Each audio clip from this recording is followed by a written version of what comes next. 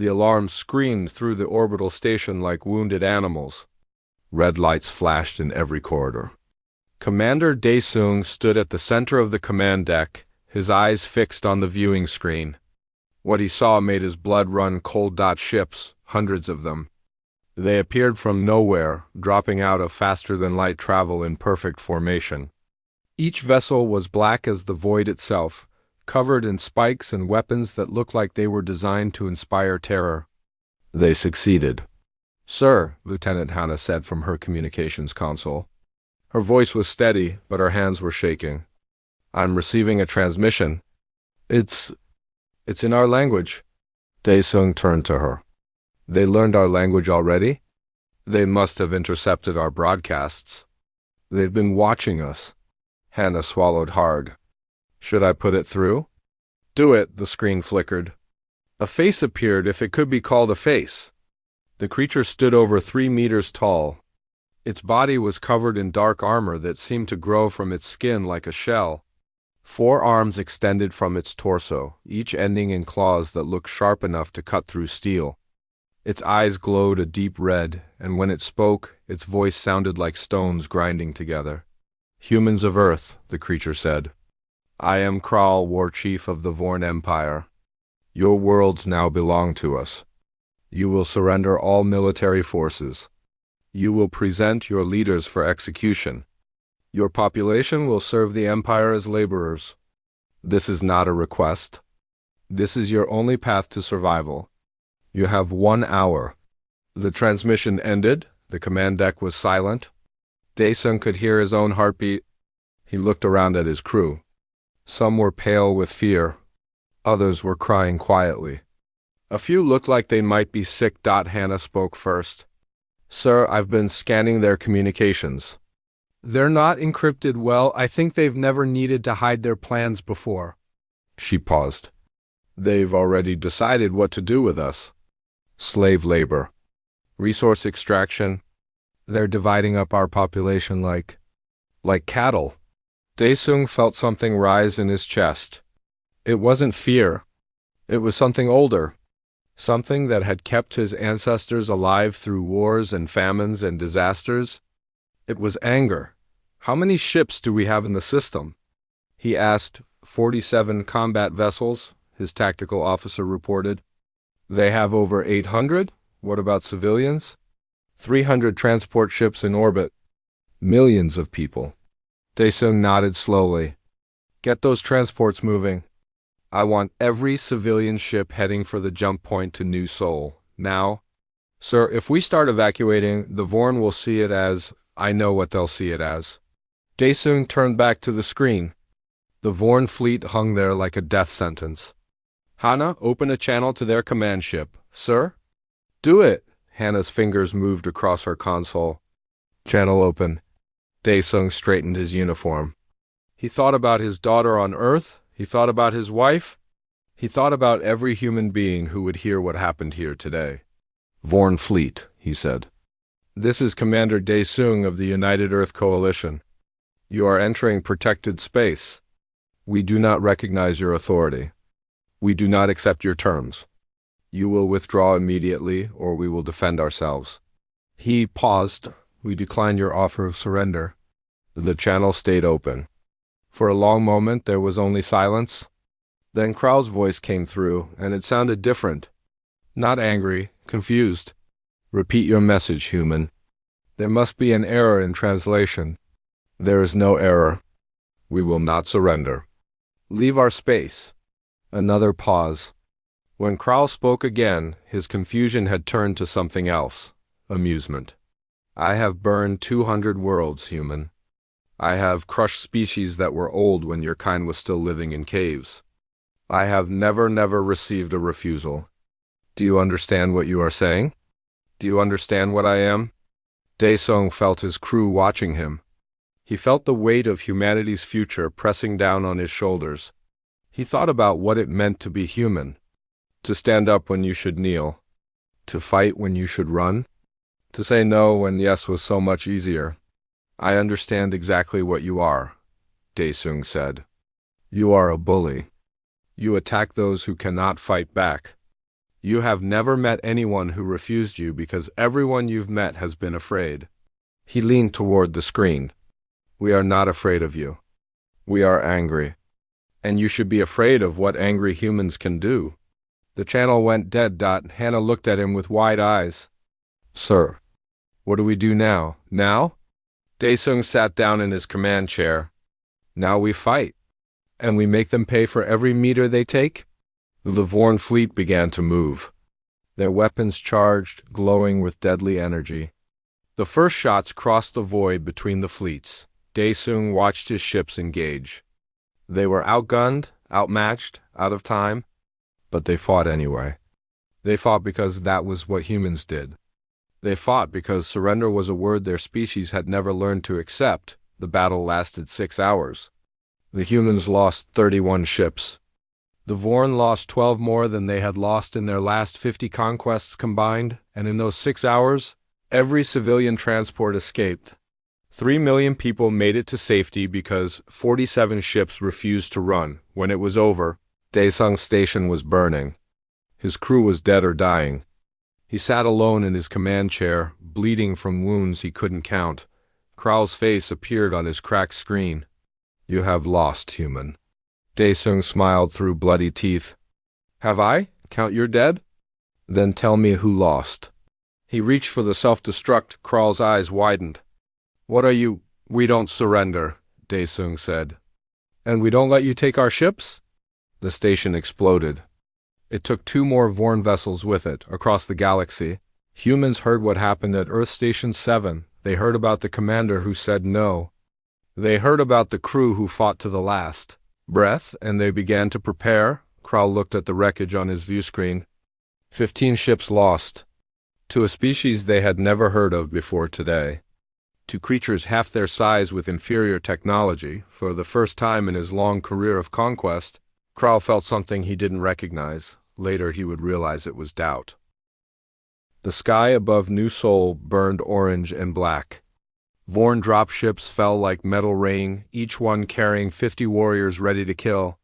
General Taejin watched from his underground command center as the invasion began. How many? He asked. 50,000 ground troops, his aide reported. Full armor support. Air superiority. Taejin nodded. He had 20,000 soldiers. Old weapons. No air support. The math was simple.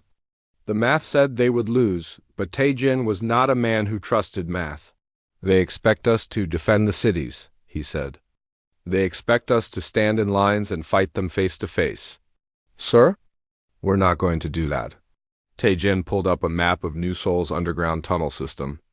It stretched for thousands of kilometers beneath the surface maintenance tunnels, transit lines, emergency shelters. The Vorn were too big to fit inside most of them. We're going to make them bleed for every building, every street, every room. We're going to fight them in ways they've never seen before. He opened a channel to all human forces. This is General Taejin. The Vorn think this will be easy. They think we'll break. They're wrong. We don't fight fair, we fight smart. Hit them and disappear. Wear them down. Make them afraid of every shadow. They came here to conquer. Let's teach them what that costs. The battle for New Sol began. Sergeant Hin Ki crouched in the darkness of a drainage tunnel, listening to the sound of Vorn boots above him. His unit was called the Ghost Hands 12 Soldiers, trained for operations that didn't officially exist. They had been fighting for 3 days without sleep. 6 of them, whispered Private Yujin, checking her scanner. Standard patrol formation? Hyan Ki nodded. The Vorn always used the same formations. They had never needed to change tactics before. Why would they? They always won. Charges ready? Ready, on my signal. Hyan Ki counted heartbeats. The Vorn patrol moved directly over their position. He could hear them talking harsh sounds that his translator turned into words. Waste of time. These humans should have surrendered. Every other species does. They are stupid. They will learn. 3 days? We should have crushed them in 3 hours. Hyan Ki smiled in the darkness. He gave the signal. The ground erupted. The explosion was shaped to direct all its force upward. The Vorn didn't have time to scream. "Move," Heinke ordered. "They'll send reinforcements." His unit vanished into the tunnels like ghosts across the city. Medic Ji Young worked in a field hospital that used to be a school gymnasium. The wounded kept coming. She hadn't slept in 2 days. Her hands were steady anyway. A soldier was carried in, young, maybe 20 years old. His legs were gone below the knees. Vorn plasma weapons did that. They burned so hot that the wounds sealed themselves, which meant the victims didn't bleed to death. They lived and they suffered. "Get him stabilized," Young ordered. She looked at the soldier's face. He was awake. He was looking at her. "Will I walk again?" he asked. "We'll get you prosthetics. The best ones. You'll run faster than before." The soldier grabbed her arm. His grip was strong. "Can I go back? Can I fight again?" Young stared at him. His legs were gone. He should be screaming. He should be crying, begging for medication, cursing the universe for what happened to him. Instead, he wanted to go back. "Yes," she said. "You can fight again." She moved to the next patient. And the next. And the next. They were all the same. Broken bodies, unbroken spirits. They asked about their units. They asked when they could return to duty. They asked if they could help somehow. Even from their beds. Ji Young had studied the Vorn. She knew how they treated their wounded. They left them behind. A wounded Vorn was a useless Vorn. Their society had no place for those who couldn't fight. Humans were different. Humans carried their wounded home. Humans rebuilt what was broken. Humans came back from the edge of death and went right back into battle. The Vorn didn't understand this. They couldn't.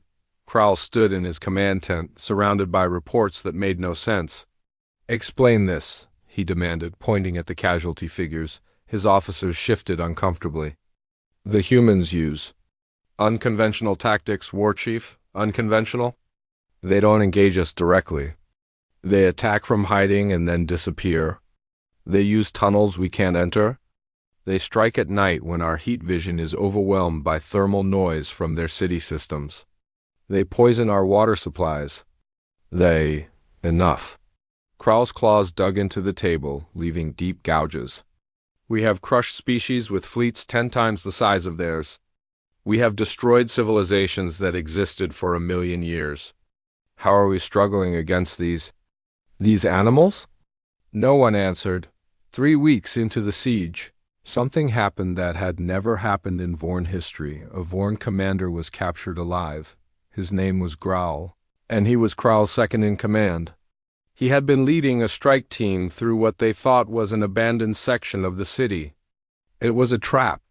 The humans brought the building down on top of them. When Growl woke up, he was in chains. In Vorn culture, capture was worse than death. A captured Vorn was expected to kill himself. It was the only honorable choice. But Growl had been knocked unconscious by a falling beam. He didn't have the chance. Now he sat in a human cell, watched by creatures half his size, and felt something he had never felt before. Shame. The news of Growl's capture spread through both armies. For the humans, it was a symbol of hope. For the Vorn, it was an impossibility. A horror story. Krall received the news in silence. He stood alone in his command tent for a long time, looking at the map of New Sol. 3 days, they had told him. It would take 3 days. It had been 3 months. He was losing soldiers every day. Hundreds of them. Not in glorious battle, but in ambush. In traps, in explosions that came from nowhere. His warriors were starting to fear the shadows. They were starting to jump at sounds. The humans weren't just fighting them. They were haunting them. Krall made a decision. He called for reinforcements. Not because he needed them, he told himself, but because he wanted to end this quickly. The Vorn Empire was watching. He could not afford to look weak, but deep inside, in a place he would never admit existed, Krall knew the truth. He had expected prey. He had found something else entirely, and he was beginning to wonder if this war would be the last thing he ever did. Intelligence Officer Yuna walked down the corridor of the UEC flagship Defiance, her footsteps echoing in the metal hallway. She carried a tray of food. Simple food: rice, vegetables, some meat. The kind of meal any human would eat. The guards outside the cell looked at her with confusion. "Ma'am, the prisoner hasn't eaten since he arrived." "I know." Yuna nodded at the door. "Open it. He's killed 6 people trying to open it." The door slid open. Yuna stepped inside. Growl sat in the corner of the cell, his massive body hunched against the wall. His wrists were bound with chains thick enough to hold a ship. His red eyes tracked her as she entered, and she could see the hatred in them. The hunger for violence. "I brought you food," she said. Growl said nothing. Yuna set the tray down between them. She sat on the floor, cross-legged, making herself as small and non-threatening as possible. Then she waited. Minutes passed. Growl didn't move. Neither did Yuna. Finally, the Vorn spoke. "You're trying to poison me." "No, then you are trying to trick me. To get information. I just want to talk." Growl made a sound that might have been a laugh. "Talk. You capture a Vorn commander and you want to talk." His eyes narrowed. "You should torture me." "That is what we would do. Would it work?" Silence. "No," Growl admitted. "Vorn do not break under torture. We are trained to die first." Yuna nodded. "Then why would I waste time on something that won't work?" Growl stared at her.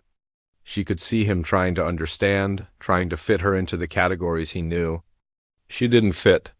None of the humans fit. "What do you want?" he asked. "I want to understand you. Your people. Why you conquer. What you're looking for." She gestured at the food. "And I want you to eat. You've been here for 6 days. You'll die if you don't. Death is preferable to this shame." "Is it?" Yuna leaned forward. "You've conquered 200 species. You've seen more of the galaxy than any human ever will. You have knowledge, experience, perspective, and you want to throw all of that away because of shame?" She shook her head. "That seems like a waste." Growl was quiet for a long time, then slowly. He reached for the tray. Over the next few weeks, Yuna visited Growl every day. She brought food. She asked questions. She listened to the answers. She learned about the Vorn Empire, its history, its structure, its beliefs. She learned that Vorn children were taken from their parents at birth and raised in military academies. She learned that weakness was punished by death. She learned that the Vorn had no word for mercy in their language, but most importantly, she learned why the Vorn had never lost. "Every species we have conquered was prey," Growl explained one evening. "They evolved to hide, to run, to survive by avoiding predators. Their intelligence developed so they could escape danger, not create it." He looked at Yuna with something that might have been curiosity. "When we arrived, they were afraid. Fear is what prey feels. We understood fear. We used it, and humans?" Growl was silent. "We're afraid too," Yuna said. "But that doesn't stop us from fighting. No, it doesn't." Growl's voice was strange, almost respectful. "I have studied your species since my capture. Your history. Your biology. Your wars." He shook his head. "You are not prey. No, we're not. You are predators. Pursuit predators. You chased your food until it fell from exhaustion. You did not hide from danger. You ran toward it. You conquered your world not by avoiding threats, but by destroying them." Growl looked at his clawed hands. "We have never encountered another predator species. In 10,000 years of conquest, you are the first." Yuna felt something click into place in her mind. This was the answer. This was why the Vorn were struggling, why their tactics weren't working, why humans refused to break. The Vorn had spent 10,000 years hunting prey. They didn't know how to fight another hunter, she reported her findings to Admiral Sungho that same day. "They're confused by us," she explained. "Their entire strategy is based on fear and dominance. They show up with overwhelming force. The target species panics and surrenders, and the conquest is over. They've never had to fight a real war because no one has ever fought back." Sungho leaned back in his chair. "So what do we do with that information?" "We do what predators do when they meet other predators." Yuna's eyes were hard. "We make them respect us. We make them fear us. We show them that conquering humanity will cost more than it's worth. On the Vorn command ship Extinction's Herald, Krau reviewed reports that grew worse every day. Human forces had recaptured 3 districts on New Sol. They had destroyed 2 Vorn supply convoys. They had assassinated a general in his own command center, walked right in wearing stolen armor, killed him and walked out. His officers brought him stories that sounded like myths. A human soldier who killed 8 Vorn with a broken rifle and a knife. A pilot who crashed her damaged ship into a Vorn carrier, destroying its engines. A medic who treated wounded humans while under fire, dragging them to safety one by one, and then picked up a weapon and joined the defense. They don't stop, one officer whispered. We wound them and they keep fighting. We kill their friends and they get angry instead of afraid. We destroy their cities and they rebuild them underground. What are these creatures? Krall had no answer. He contacted the Vorn homeworld and requested more reinforcements. The Empress herself responded. You have 50,000 warriors, she said, her ancient face filling his screen. You face a species that had never traveled beyond their own star system before a century ago. Explain to me why you need more troops. Krall wanted to tell her. He wanted to explain that the humans were different, that they didn't follow the rules, that they were predators wearing the skin of prey. But he knew how it would sound. He knew it would sound like excuses. The humans are more resistant than expected, he said carefully. Additional forces will speed the conquest. The Empress studied him for a long moment. Very well. I will send the 7th Fleet, 30,000 more warriors. Her eyes narrowed. But understand this, Krall, if you fail again, you will answer for it. The Vorn do not accept failure. I will not fail, Empress. But as the screen went dark, Krall felt the doubt again. Stronger now. Harder to ignore, he walked to the viewing window and looked out at New Sol below.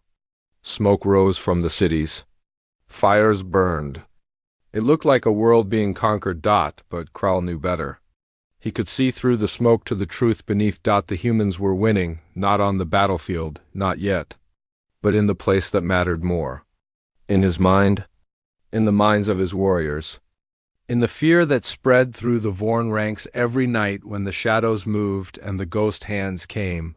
He had come here to destroy humanity. Now he wondered if humanity would destroy him instead. The asteroid field known as Earth's Gate stretched across the void like a wall of stone and ice. For 100 years it had protected humanity's home system from invasion. Now it would be their last line of defense. Admiral Sung Ho stood on the bridge of the Defiance, watching his fleet move into position. 847 ships. Everything humanity had left. The Vorn fleet has dropped out of FTL, his tactical officer reported. 3,000 warships. They're forming attack formation. Sung Ho nodded slowly. 3,000 against 800. Those were the worst odds humanity had ever faced. Sir, Hana said. She had transferred from the destroyed orbital station, one of the few survivors. We're receiving a transmission from their command ship. Put it through. Krall's face appeared on the screen. He looked different than before, tired, angry, hungry for this to be over. Admiral Sung Ho, he said, I am giving you one final chance to surrender. You cannot win this battle. Your fleet is outmatched. Your worlds will fall. Spare your people the suffering that is coming. Sung Ho looked at Krall for a long moment. He thought about Commander Daesung, who had died refusing to give up. He thought about General Taejin, still fighting on New Sol. He thought about every human who had given their life in the past 4 months. No, he said. Krall's jaw tightened. Then you choose extinction. I choose something else. Sung Ho stepped forward. I challenge you, Krall. Single combat. Your champion against ours. If we win, you leave human space forever. If you win, we surrender completely. The bridge went silent. Sung Ho's officers stared at him with shock. Single combat? Against the Vorn? But Sung Ho had studied the Vorn. He knew what they valued. Honor, glory, personal combat. It was the highest tradition in their culture. A challenge like this could not be refused. Krall's eyes widened. Then slowly he smiled. It was a terrible smile, full of teeth and cruel amusement. You challenged me to single combat, he repeated. You, a species we had never heard of 1 year ago, challenged the Vorn Empire to a duel? Yes, your champion will die. You understand this. No human can defeat a Vorn warrior in combat. It is impossible. Sung-ho smiled back. Then you have nothing to lose by accepting. Kral stared at him. Sung-ho could see him thinking, calculating, trying to find the trap. But there was no trap. Just a challenge offered fairly, according to Vorn law. Very well, Kral said finally. I accept. 1 hour. Your champion against mine? To the death or submission. The screen went dark. Captain B.O. Ram was 52 years old. She had been a soldier for 30 years. She was missing 2 fingers on her left hand from a training accident. She stood 1.6 meters tall and weighed 63 kilograms. When Admiral Sung-ho told her she would be humanity's champion, she didn't hesitate. When do I fight? 1 hour. Sung-ho looked at her carefully. You understand what this means. You'll be facing a Vorn warrior. They're faster than us, stronger, bigger. They have claws that can cut through armor, and they've been training to kill since they were children. B.O. Ram nodded. Yes, sir. You could die. Probably will die. Yes, sir. Sung-ho was quiet for a moment. Why are you so calm? B.O. Ram thought about the question. She thought about her life, the battles she'd fought, the soldiers she'd lost, the choices she'd made. She thought about what it meant to be human. Because someone has to do it, she said simply. And if I'm going to die, I want it to be for something. I want it to matter. The duel took place in the space between the 2 fleets on a platform built for this purpose. Both sides watched 3,000 Vorn ships on one side, 800 human ships on the other. Every screen in both fleets showed the same image. B.O. Ram walked onto the platform. She wore light armor and carried a short blade. Nothing else. Her opponent walked out to meet her. He was called Voroth, and he had killed over 300 enemies in personal combat. He stood 3.1 meters tall. His arms were as thick as B.O. Ram's body. His claws gleamed in the starlight. He looked at B.O. Ram and laughed. This is your champion? His voice boomed across the platform. This small, weak creature? This is an insult. B.O. Ram didn't respond. She was watching him, studying him. The way he moved, the way he balanced his weight, the way he held his arms. The signal came. The duel began. Voroth charged. He was faster than anything his size should be. His claws swept through the air where B.O. Ram's head had been a moment before, but she wasn't there. She had moved. Voroth spun and struck again. Again, B.O. Ram dodged. She was smaller, lighter, more agile. She couldn't match his strength, so she didn't try. She slipped around him like water around a stone. The Vorn was getting frustrated. He swung harder, faster, wilder. Each attack came closer, but none connected. 5 minutes passed. 10, 15. Voroth was breathing hard now. Vorn were explosive fighters. They were built for quick, brutal victories. They weren't designed for long battles. Their muscles burned energy faster than they could replace it. Humans were different. Humans had evolved as persistence hunters. They could run for hours without stopping. They could keep going long after other species collapsed. B.O. Ram was bleeding from a dozen small wounds where Voroth's claws had grazed her. But she wasn't slowing down. She wasn't tired. She was waiting 20 minutes. Voroth's attacks were slower now, clumsier. His arms were shaking with exhaustion. B.O. Ram saw her chance. She moved inside his reach, too close for his claws to work properly. Her blade flashed once, twice, 3 times, cutting the tendons in his arms, his legs. Voroth roared in pain and tried to grab her, but his limbs wouldn't respond. He fell to his knees. B.O. Ram stood over him, her blade at his throat. She could kill him. 1 stroke, and it would be over. The Vorn fleet waited for the killing blow. It didn't come. Instead, B.O. Ram stepped back. She lowered her blade. She looked into Voroth's eyes and saw confusion, pain, disbelief. Submit, she said. I cannot. Submit, or I will make you. Vorith stared at her. In Vorn culture, submission was worse than death. It was the ultimate humiliation. No Vorn had ever submitted to another species, but Vorith looked at this small, bleeding human who had beaten him, and he understood something. She was giving him a choice. She was offering mercy. Slowly, painfully, Vorith lowered his head. I submit. The human fleet erupted in cheers. On the Defiance, officers were crying, hugging, screaming with joy. They had done it. They had won on the extinction's herald. There was only silence. Krall stood at his viewing window, watching the platform where his greatest warrior knelt before a human. He felt something crack inside him, something that had been there his whole life, a certainty, a belief in Vorn superiority. He turned to his communications officer. Order the fleet to withdraw. War Chief? We accepted the challenge. We lost. Our honor demands we withdraw. Krall's voice was empty. Do it. The Vorn fleet turned and began to move away. 3,000 ships retreating from 800. On the platform, but Oram watched them go. She was shaking now, the adrenaline wearing off, the wounds catching up to her. But she stayed on her feet. She stayed standing. She had to. The whole galaxy was watching. 6 months after the Battle of Earth's Gate, Krall stood before the Vorn Empress in the Hall of Conquest. The hall was ancient, 10,000 years old, filled with trophies from every world the Vorn had taken. Weapons, flags, skulls.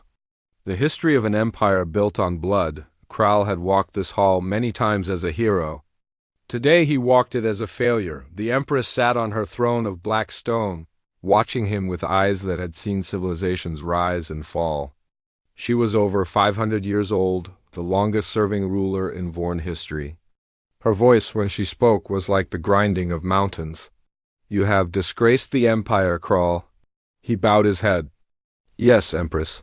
You lost to a species we had never encountered before. A species with inferior technology, inferior numbers, inferior everything. You had every advantage and you failed. Yes, Empress. The penalty for such failure is death. Krall had known this was coming. He had accepted it. A Vorn lived for glory and died for honor. He had no glory left. Only honor remained. I accept the judgment, he said. The Empress was silent for a long moment. Then she did something unexpected. Tell me about them, she said. Krall looked up. Empress? The humans. Tell me what you learned. So Krall told her. He told her about the first contact, about the commander who refused to surrender. He told her about New Sol, about the guerrilla tactics, about the soldiers who fought with missing limbs and broken bodies. He told her about the ghost hands, about the captured commander, about the way humans treated their prisoners with food and conversation instead of torture. He told her about the duel. Their champion was small, he said. Weak, old, our warrior should have killed her in seconds. Instead, she endured. She waited. She let him exhaust himself, and then she struck. He paused. And when she had won, when she could have killed him, she offered mercy instead. She let him submit. The Empress's eyes narrowed. Mercy is weakness. That is what I believed, Krall said slowly. But now I am not sure. I have studied humans since the defeat. I have read their history. They have committed terrible acts against each other, wars, genocides, cruelties that match anything we have done. They are capable of great evil. Then why did she spare him? Because they are also capable of great good. Krall looked at the Empress directly. They are predators who choose when to hunt. They are killers who sometimes choose not to kill. They have the strength to destroy, and they use it to protect. I do not understand them. And that is why they are dangerous. The Empress was quiet for a long time. You believe we cannot conquer them, she said finally. I believe if we try we will destroy ourselves in the attempt. They will not surrender. They will not break. They will fight until one of us is extinct, and I'm no longer certain it would be them.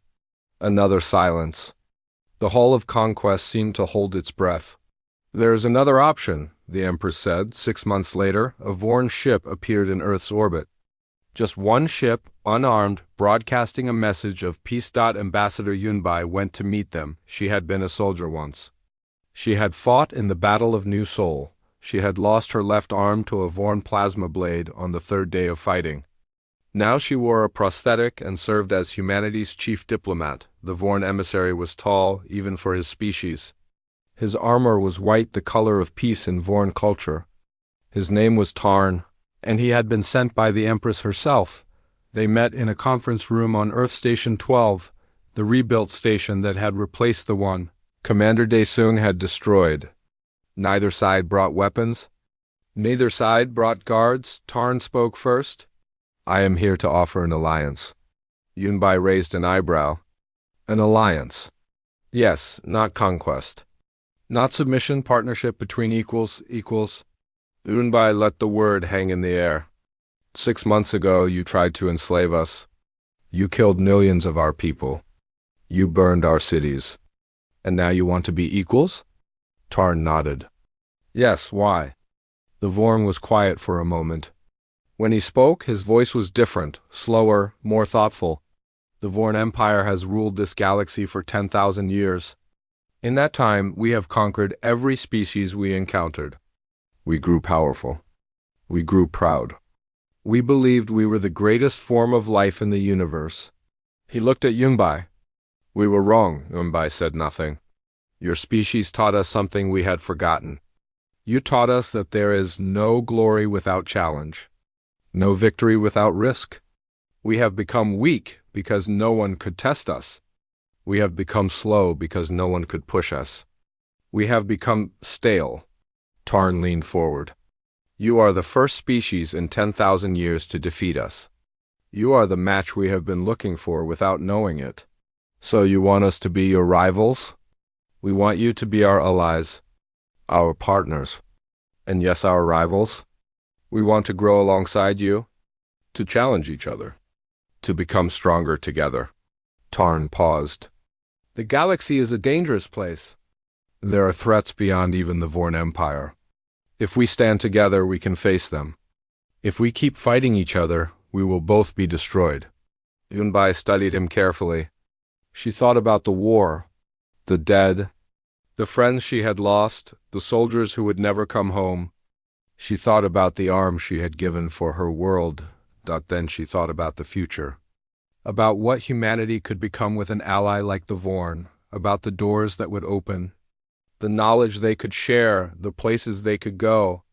If we agree to this, she said, there will be conditions. Name them. First, the humans you took as prisoners will be returned.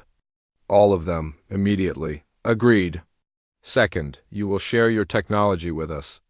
FTL drives, weapons, medical science, everything. Agreed. Third, you will pay for what you did. Not with money, we don't want your money. With service. For the next 100 years, Vorn forces will help us rebuild what you destroyed. You will protect our colonies. You will fight our enemies. You will humble yourselves to the species you tried to enslave. Tarn was silent. This was a hard thing for a Vorn to accept. Service to another species. It went against everything they believed, but he had seen the reports. He knew what humans were capable of.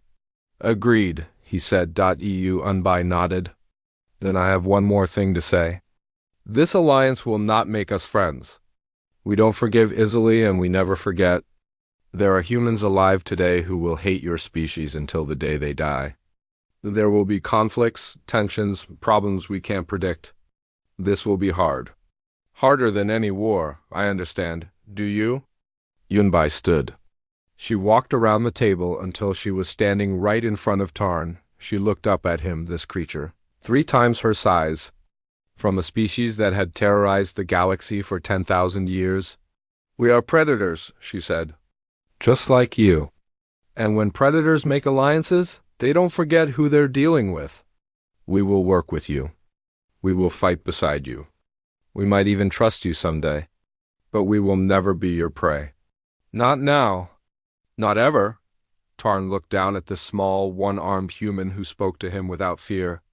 He thought about everything his species had done, everything they had believed, everything they had lost. Then he did something no Vorn had ever done before. He bowed. We accept your terms, Ambassador. And I will tell you something that no Vorn has ever said to another species. He straightened and looked into her eyes. Thank you. Thank you for teaching us what we had forgotten. Thank you for showing us that we could be defeated.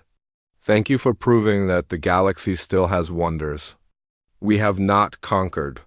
He held out his hand to Human. Gesture he had learned for this meeting. You are the match we have. Sought for 10,000 years. Let us see what we can build together. Yunbai looked at his hand. She thought about everything that hand represented, the blood, the pain, the long road ahead. Then she took it. Let's find out, she said, and so began the alliance that would change the galaxy forever. It would not be easy. It would not be fast. There would be setbacks and conflicts, old wounds that reopened, and new challenges no one could predict, but it would endure because humans didn't give up. And neither did the VORN. They had finally found their equals, and that made all the difference.